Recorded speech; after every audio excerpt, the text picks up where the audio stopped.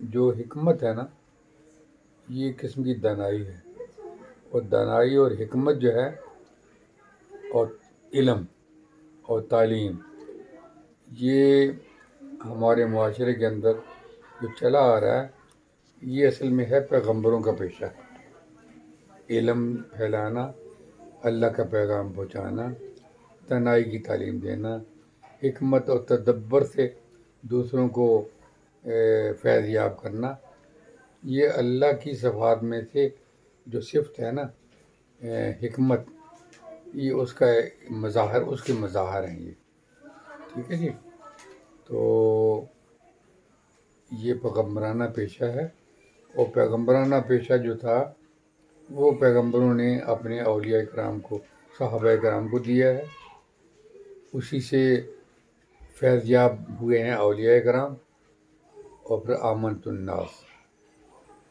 تو حدیث پاک ہے، حضور پاک صلی اللہ علیہ وسلم نے سے کسی نے پوچھا، یا رسول اللہ، ہمیں یہ تو بتائیے کہ ہم اتنے علوم حاصل کرتے ہیں، سب سے اچھا علم کون سا ہے جو ہم حاصل کریں؟ تو آپ نے فرمایا سب سے اچھا علم ہے علم الابدان، یعنی کہ بدن کا علم، بدن اس سے مراد بنتی ہے حکمت کا علم۔ تو پھر اولیاء نے اس کے اوپر بحث کی ہے، مفسرین نے بحث کی ہے کہ بھئی اللہ تعالیٰ نے، حضور پاک نے فرمایا کہ علم الابدان ہی کیوں سب سے بہتر ہے؟ تو اس کا جواب انہوں نے بڑی بصیرت سے دیا ہے کہ یہ اس لیے سب سے بہتر ہے کہ ایک انسان اگر صحت مند ہے تو صحت مند ہونے کے ناطے سے وہ اپنے جو مذہبی فرائض ہیں نا، اس کو خوش اسلوبی سے انجام دے سکتا ہے۔ اب ایک آدمی بیمار پڑ جائے، وہ نماز ویسے کیسے پڑھے گا؟ بعض کا اس کو ڈاکٹر کہتے ہیں تم اٹھو نہیں، تم بیٹھو نہیں، تم کام نہیں کرو۔ تو انسان کی جو فٹنس ہے نا، وہی اس کو جامع کرتی ہے کہ وہ اللہ تعالیٰ کی عبادت کے اوپر یکسو ہو جائے، عبادات بجا لائے، اور اگر وہ بیمار ہوگا تو وہ عبادت نہیں کر سکتا۔ اور عبادت اس لیے ضروری ہے، اللہ تعالیٰ نے فرمایا، وہ قرآن پاک کی آیت ہے، اس کا ترجمہ ہے، میں نے انسان کو پیدا کیا صرف اس لیے کہ وہ اللہ کی عبادت کرے۔ اللہ نے فرمایا کہ میں نے اپنی عبادت کے لیے پیدا کیا انسان کو، اور عبادت کے لیے اگر اللہ تعالیٰ نے پیدا کیا، اتنا اہم ہے عبادت، تو اس کام کے لیے فٹ رہنے کے لیے ضرورت ہے حکمت کی، صحت کی، اور صحت کی چونکہ ضرورت ہے تو صحت حاصل ہوتی ہے حکمت سے اور دانائی سے۔ اور حکمت جو ہے، اسی سے سارے معاملات جو ہیں، جیسے میڈیکل ہے اور ہومیوپیتھک ہے، دوسرے جتنے بھی جڑی بوٹیوں سے ہی معاملات کرتے ہیں۔ حکمت جو ہے نا، اس کا بہت بڑا اسپیکٹرم ہے، اس کے بے شمار شعبے ہیں۔ ایک تو وہ دانائی وہ ہے جو انسان کے سینے میں ہے، اس کو علم کہتے ہیں، اس کو علم کہتے ہیں، اور جو کتابوں سے ہم سیکھتے ہیں اس کو علم کہتے ہیں۔ وہ علم جو ہے اس کا اور حکمت کا چولی دامن کا ساتھ ہے۔ جب انسان اپنی تدبیر کو بروئے کار لاتا ہے کہ یہ کام اس طریقے سے ہو سکتا ہے، بعض بے شمار لوگوں کو اس چیز کا پتہ نہیں ہوتا کہ ایسے بھی ہو سکتا ہے، تو وہ بہرحال اس میں حکمت پائی جاتی ہے، تدبر پایا جاتا ہے۔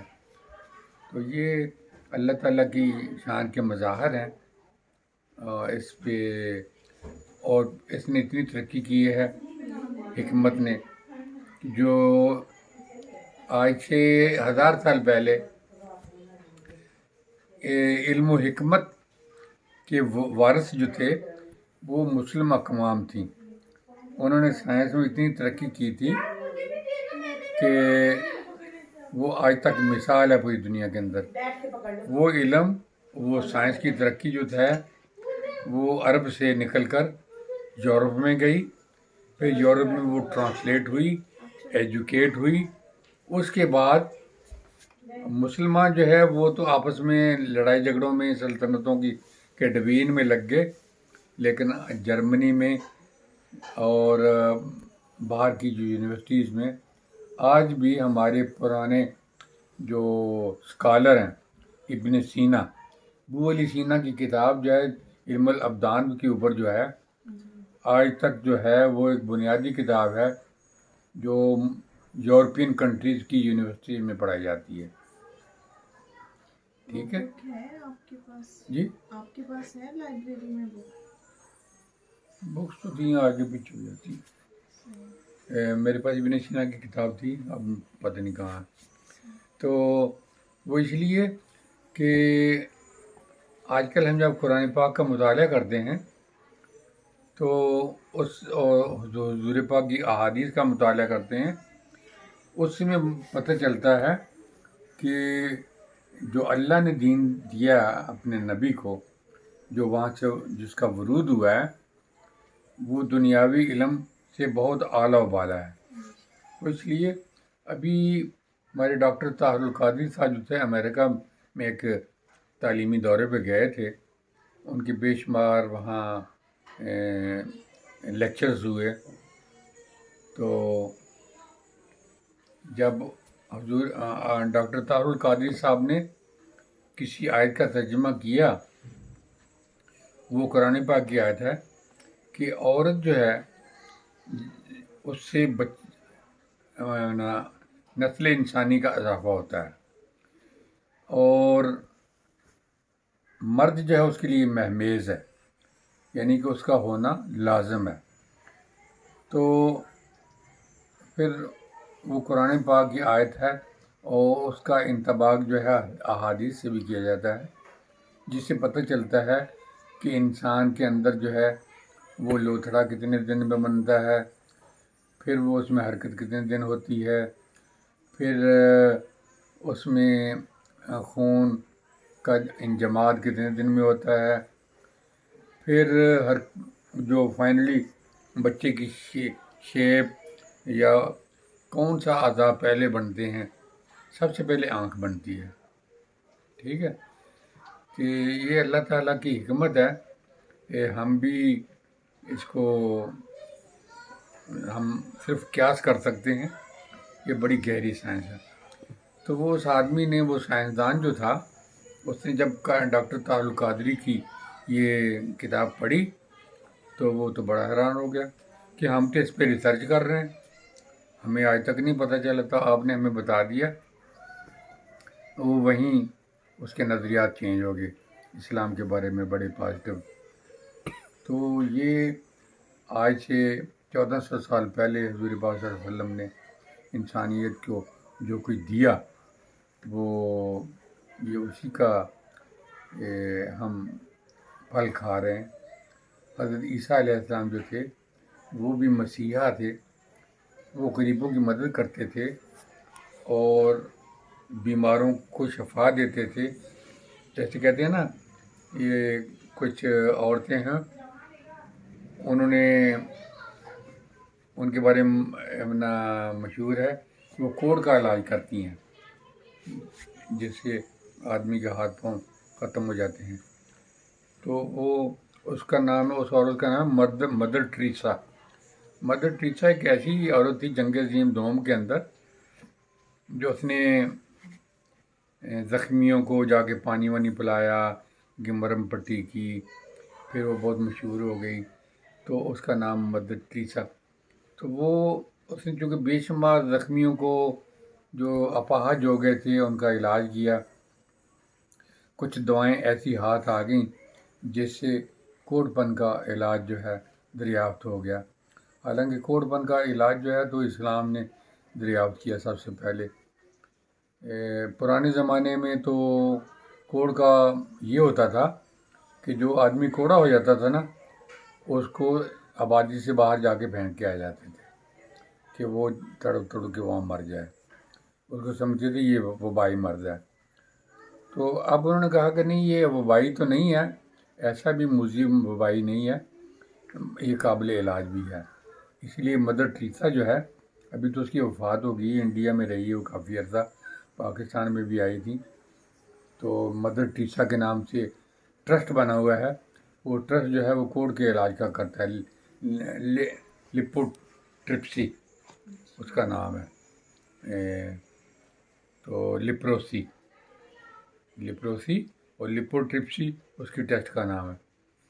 تو یہ سب مسلمانوں نے اس کے اوپر ریسرچ کی تھی، اور مغربی دنیا کو یہ علوم جو ہے یہ یہیں سے منتقل ہوئے ہیں، عرب سے۔ ہمارے جو حکیم ابن سینا تھے، اسی طرح حکیم تھے جالینوس، اور یہ جتنی جو پرانے زمانے کا ایک خاصہ تھا، جو موتپر اور جو ہوتے تھے نا لوگ ایسے صاحب رائے، وہ حکیم ہوتے تھے زیادہ تر، کیونکہ وہ اچھا فیصلہ کرتے تھے، ان کے اندر سوجھ بوجھ ہوتی تھی، کوئی مسئلہ ہو تو وہ علاج بھی کرتے تھے بیماروں کا، بہتر طریقے سے کرتے تھے۔ اب آپ اپنے ارد گرد دیکھ رہے ہیں، آپ کو کیا محسوس ہو رہا ہے کہ حکمت جو ہے وہ ابھی ترقی کر رہی ہے، نہیں کر رہی ہے؟ مطلب کہ اس کو آگے کیا کرنا چاہیے، حکمت جو ہے وہ اس میں ترقی، بہتری کیسے ہاں، لانی چاہیے؟ حکمت جو ہے یہ old traditional way of medication ہے، جس کا نام حکمت ہے۔ تو اس میں بہت سے ہم نے شاخیں نکل آئی ہیں۔ جب یہ ایک سائنٹیفکلی اور سائنسی اعتبار سے اس کو ہم نے طے کر لیا کہ بھائی اس طریقے سے بالکل ایک پراپر طریقے سے، صاف طریقے سے کوئی دوائی بننی چاہیے، اس کے اجزاء کا پتہ ہونا چاہیے، تو پھر ایک ایسی بنی ایجنسی بنی، اس نے طے کیا کہ یہ دنیا کی صحت کو بچانے کے لیے یہ ادارے ہیں، اس لیے ہر دوائی کے اوپر جو ہے لکھا جانا چاہیے کہ اس کے اندر کون کون سے اجزاء ہیں۔ تو ایلو میڈیسن جو ہے نا، وہ اس رول کے مطابق چلتی ہے۔ ہر میڈیسن کا جو فارمولہ ہے اس کے اوپر لکھا جاتا ہے کہ یہ میڈیسن کے اس کے اندر یہ فلانی چیزیں ہیں۔ جیسے وہ ملٹی وٹامن کی ہم گولیاں دیکھتے ہیں نا، اس میں لکھا ہوتا ہے کون کون سی وٹامن کتنے ہیں۔ تو اس کو سائنٹیفکلی وہ ٹیسٹ کر کے یہ تمام معاملات جو ہے درج کرتے ہیں۔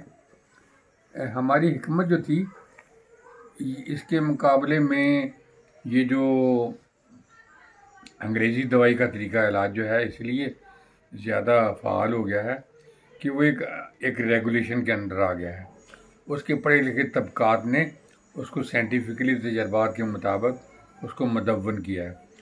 لیکن ہمارے جو حکیم ہیں نا، حکیموں نے حکمت کو دبا کے رکھا ہے، وہ اس طریقے سے کہ پرانا طریقہ تھا، یہ جو باپ دادے نے بتایا نا اپنے بیٹے کو، وہ بیٹا آگے کسی کو نہیں بتاتا۔ اب اصل میں آج کل کی جنریشن جو ہے نا وہ موبائلوں پہ ہو گئی ہے، بکس کو ریڈ نہیں کرتی ہیں، اسٹڈی نہیں کرتی ہیں، اس وجہ سے اب جیسے ایک بچی تھی اسٹوڈنٹ، وہ کہہ رہی تھی کہ جو اردو زبان ہے نا اس کو چھوڑ کے ہمیں جو ہے اب انگلش لانی چاہیے، تو یہ بھی نہیں، زبانیں تو ساری سیکھنی چاہیے، زبان جو ہے ایک ضرورت بن جاتی ہے۔ سب سے امپورٹنٹ یہ ہے نا کہ جو ہماری مادری زبان اردو ہے وہ ہمیں آنی چاہیے، اور سب انگلش سیکھ کے نہیں آتے ہیں۔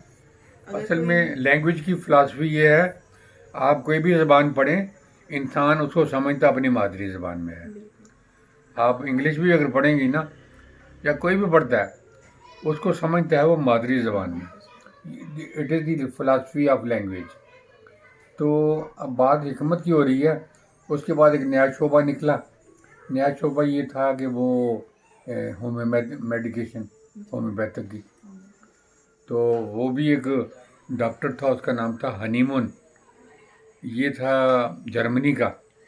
اس نے تجربات کیے کہ کچھ دوائیں ایسی ہیں، اس کو جب ہم ایسے کر کے نا، ایسے سے کرتے ہیں نا، تو اس کے اثرات کے اندر پوٹینسی جو ہے بڑھ جاتی ہے۔ وہ بلکہ ایک کوئی دوائی ہے نا، اس کو آپ 10 مرتبہ ایسے کر کے ہلائیں گے نا، یا 100 مرتبہ، اس کے اندر 10 کی پوٹینسی آ جائے گی.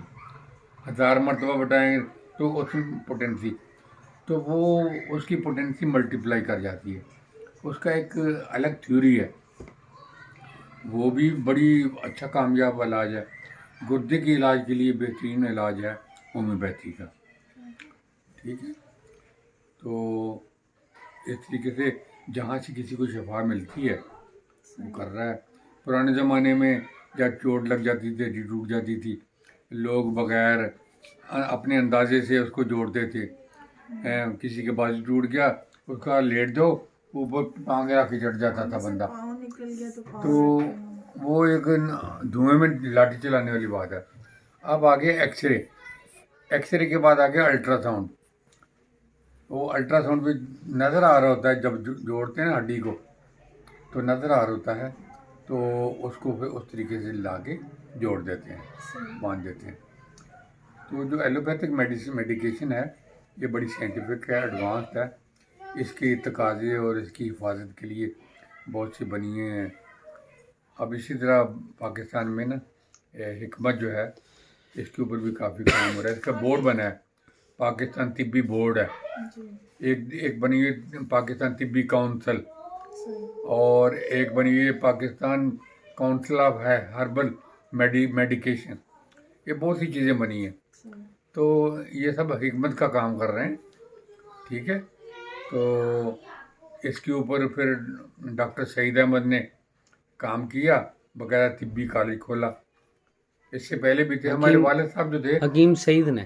ہاں، ہمارے والد صاحب نے کے پاس بھی شمس الاطباء اور حاجق الحکمہ کی 2 سندیں تھیں ہمارے والد صاحب کے پاس. میرے چھوٹے بھائی کے پاس ہیں. آپ کے والد صاحب کا دواخانہ کہاں پہ تھا؟ یہاں کراچی میں پیر الہی بخش کالونی میں تھا، پنجاب میں اپنے گاؤں میں ادھر خدمت کرتے تھے. بات ٹھیک ہے. وما علینا الا البلاغ. باقی جو پوچھنا مجھے پوچھیے گا، میں بتاؤں گا آپ کو.